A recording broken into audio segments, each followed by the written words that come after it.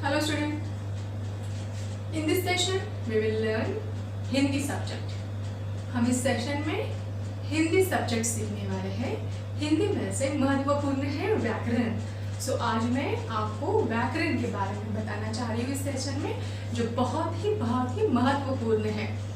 जैसे कि हमने इंग्लिश में जब इंग्लिश सीखते हैं और जब हमने इंग्लिश सीखा है तब हमने स्टार्ट किया है पहले से लेटर से, अल्फ़ाबेट से. उसके बाद उसका साउंड हमने सीख लिया, उसका फोनिक साउंड हमने सीख लिया. उसके बाद उसके जो वॉवल्स हैं वो हमने जान लिए और वॉवल के हिसाब से हमने 2 लेटर्स और 3 लेटर्स ये वर्ड हमने तैयार करना सीख लिया, पढ़ना सीख लिया. उसी तरह हिंदी का होता है. हिंदी ये हमारी राष्ट्रीय भाषा है और वो बहुत ही महत्वपूर्ण है. तो हिंदी का पहले व्याकरण बहुत अच्छी तरह से समझ लेना बहुत ही महत्वपूर्ण होता है. तो इस सेशन में आपको मैं व्याकरण सिखाने वाली हूँ. इसके बहुत सारे सेशन होने वाले हैं. पहले हम सीखने वाले हैं स्वर, उसके बाद उसके व्यंजन, उसके बाद दीर्घ स्वर, देन ह्रस्व स्वर, उसके बाद मात्राएं. ये सब चीज़ें हम 1 बाय 1 करके सीखने वाले हैं. तो चलो लेट्स स्टार्ट. पहले मैं आपको सिखाने जा रही हूँ स्वर. आपको पता है हमने आपको सिखाया है स्वर कौन से होते हैं, व्यंजन कैसे कौन से होते हैं. तो जब हमने ये सिखाया तो पहला उसका मकसद ये था कि आपको हर एक स्वर पता चले और उस स्वर का जो ऑब्जेक्ट है, जो चित्र है, वो आपको पता होना चाहिए. जैसे कि अ है तो उसका अनार है, आ है तो आम है. तो हमारा मकसद ये था कि आपको स्वर व्यंजन आइडेंटिफाई होना चाहिए और उसके ऑब्जेक्ट्स होना चाहिए. लेकिन व्याकरण में उसका आगे का पार्ट भी बहुत इंपॉर्टेंट होता है. चलो हम सीखते हैं. देखिए यहाँ पे मैंने यहाँ पे लिखा है स्वर. आपको पता है ये स्वर है. मैं पढ़ती हूँ स्वर. अ, आ, ई, उ, री, ए. कभी भी उसको री कहा जाता है हिंदी में, नॉट रू. री, ए, ओ, औ, आहा. वापस पढ़ते हैं हम. अ, आ, ई बड़ी. उ, री, ए, ओ, औ, एंड आहा. तो ये हो गए स्वर. स्वर का मतलब क्या होता है? साउंड, ध्वनि. जैसे कि हम सीखे हैं phonic sound in English subject, right. उसी तरह ये जो है ये है स्वर, ध्वनि, राइट. तो कितने हैं हम गिनते हैं. 1 2 3 4 5 6 7 8 9 10 11 12 13. तो लिखने के आधार पर कितने स्वर है? 13. अ से आह तक 13 स्वर है. लिखने के आधार पर ये 13 स्वर है. देखिए मैंने ये पहला पॉइंट लिखा है यहाँ पे. लिखने के आधार पर कुल 13 स्वर है. लेकिन उनमें से उपयोगिता के तौर पर 11 स्वर ही लिए जाते हैं. तो ये है 13 स्वर जो हमने अभी पढ़े अ से आह तक, वो 13 है. लेकिन कितने स्वर उपयोगिता के तौर पर लिए जाते हैं? 11. जब हम मात्रा करते हैं, जब हम व्यंजन का उपयोग जब स्वर के हिसाब से करने की कोशिश करते हैं तो हम कितना स्वर लेंगे? 11. कौन से? देखिए अ, आ, ई, उ.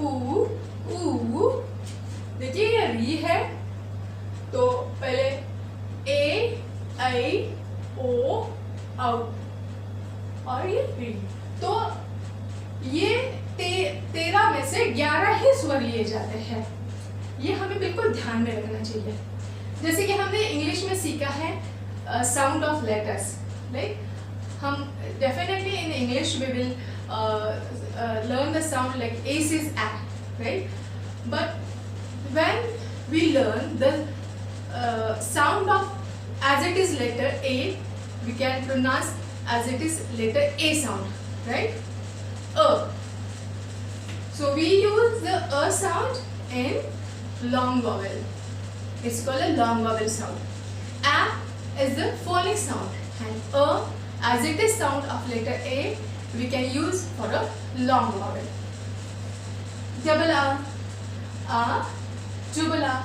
When we write the I, so how we write A and I. So A.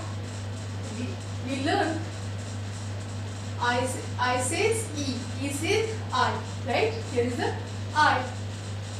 E, बड़ा E, डबल E, हमने सीखा है double E, right? U, U says U. And also the U, also uniform, right? As it is letter sound, U. U, double O, right? Book, हमने सीखा है, so double O says U. तो ये हो गया री, right? हिंदी में इस स्वर को कहा जाता है री. So R I E, E says A says E. I, right? A है उसका जो इंग्लिश ब्लेंड है वो है AI, air, pear, right? So AI says A. So the later the blend in English we have to write here AI, right? O, ostrich, right? O, right? OU, O, and U says W. So here is the AU, so O, right? Otherwise AW says also O. And un, right? यहाँ पे अनुस्वार है अन और अहा. तो ये अ और अहा, ये जो दो स्वर हैं ये उपयोगिता के तौर पर नहीं लिए जाते हैं, इसीलिए उसमें से 11 स्वर ही हम उपयोगिता के तौर पर लेते हैं. और अह के बारे में बाद में बात करते हैं. स्वर मतलब क्या, ये हमें आज सीखना है. स्वर जिन ध्वनियों के उच्चारण में श्वास वायु बिना किसी रुकावट के मुख से निकलती है उसे स्वर कहते हैं.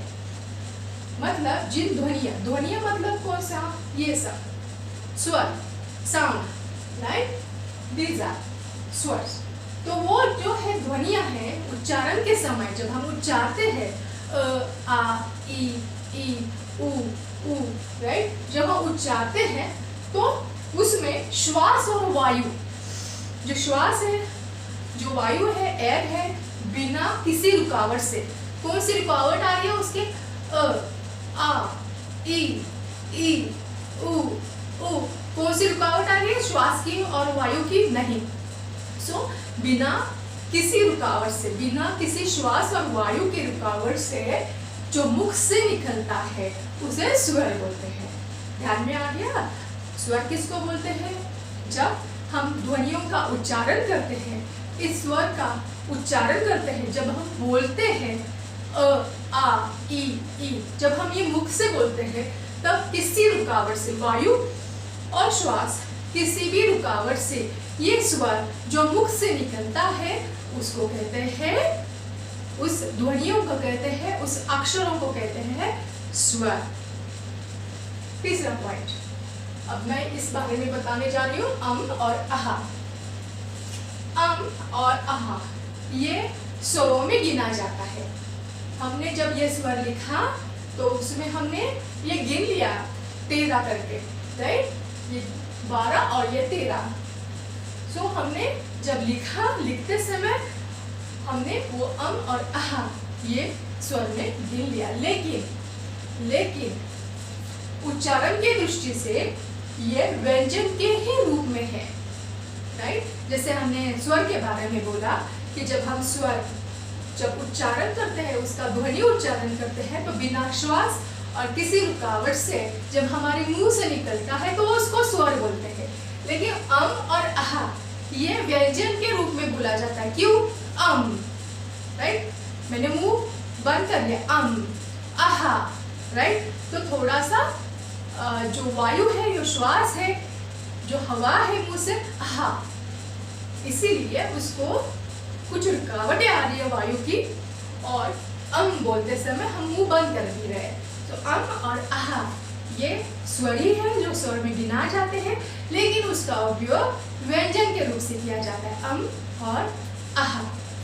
और एक चीज है, को अनुस्वार बोलते हैं, को अनुस्वार बोलते हैं, राइट। कम लिखना है, तो हम कैसे लिखेंगे?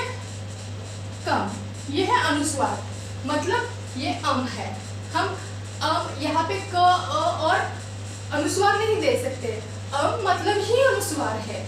जब हम किसी शब्द को अंगार बोलते हैं, अंगार बोलते समय हम और एक और उसके ऊपर बिंदु नहीं रख सकते। हम क्या करेंगे? और उसके ऊपर बिंदु रखिए आम, राइट। इसीलिए को अनुस्वार के तौर पे उपयोग किया जाता है। और आहा को विसर्ग के स्वरूप से उपयोग किया जाता है, आहा, राइट। आहा ये संस्कृत में उसका आहा का उपयोग किया जाता है, अतः, राइट। आहा का ज्यादा उपयोग यह संस्कृत में किया जाता है, उसको विसर्ग बोलते हैं। को अनुस्वार और को विसर्ग कहा जाता है। और आहा ये हमेशा स्वर के बाद आते हैं, ये ध्यान में रखना है। और आहा ये हमेशा स्वर के बाद आते हैं। कम, तो पहले क आ गया, उसके बाद अनुस्वार आ गया, तो पहले क्या आ गया? स्वर क। और आहा भी स्वर के बाद आता है। देखो यहाँ पे मैंने कुछ इंगत, यहाँ पे लिखा है इंगत। इंगत लिखते समय मैंने यहाँ पे अनुस्वार दे दिया पहले, इंगत। तो पहले क्या आ गया? ई, और उसके बाद अनुस्वार आ गया, तो पहले स्वर आ जाता है, इंगत। अंक, पहले मैंने अ लिखा, उसके बाद उसके ऊपर अनुस्वार लिखा, राइट। ये उसके बाद हमने अनुस्वार लिखा, अंक। पहले अ आ गया, उसके बाद अनुस्वार आ गया, मतलब हमेशा स्वर के बाद ही आता है। अतः, यहाँ पे मैंने लिखा है अतः। ये दो बिंदु जो है उसका वो जो विसर्ग है आहा, वो हम त के बाद लिखा अतः। हमने बस आहार नहीं लिखा है, वहां पे हमने सिर्फ दो बिंदु रखे हैं स्वर के बाद, व्यंजन के शब्द के बाद, अतः। तो ये विसर्ग है। हमने आज क्या सीखा है? इस सेशन में हमने क्या सीखा कि ये कुल 13 स्वर है, अ से आह तक। अ से आह तक ये 13 स्वर है, जिसको हम इंग्लिश में वॉवेल भी बोलते हैं। जैसे इंग्लिश में 5 वॉवेल्स है, A, E, R, O, U. कितने वॉवेल्स है? टोटल 5। टोटल अल्फाबेट्स कितने हैं? 26। उसमें से कितने वॉवेल है? 5 only, A, E, R, O, U. That. Hindi में कितने हैं? हिंदी में टोटल कुल 13 है, 13 वॉवेल से स्वर, 13 स्वर है, जिसमें से 11 को उपयोगिता में लिया जाता है। और और आहा ये व्यंजन के रूप से हम उपयोग करते हैं। अनुस्वार कहा जाता है और आहा ये विसर्ग कहा जाता है। आहा ये संस्कृत में ज्यादातर उपयोग किया जाता है। ये अनुस्वार के रूप में उपयोग किया जाता है।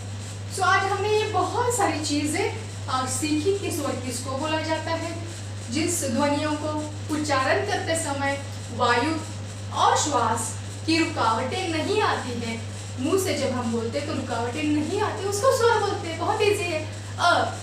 कुछ रुकावट आ गई है, मैंने श्वास ले लिया या बाहर छोड़ दिया, नहीं, या मुंह बंद कर दिया, नहीं, कुछ रुकावट नहीं आई है। आ, ई, ऊ, कुछ रुकावट आ गई, नहीं। तो उस ध्वनियों को, उस अक्षरों को जब उच्चारण करते समय मुंह से वायु और श्वास बिना रुकावट से हम मुंह से निकलते हैं, तो उसको कहते हैं स्वर।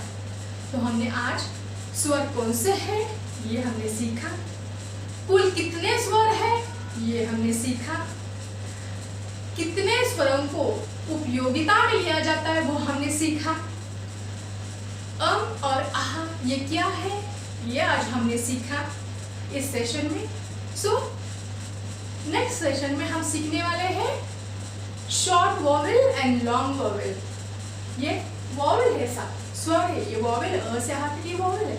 अब उसमें से हम क्या सीखने वाले हैं, दीर्घ और ह्रस्व स्वर।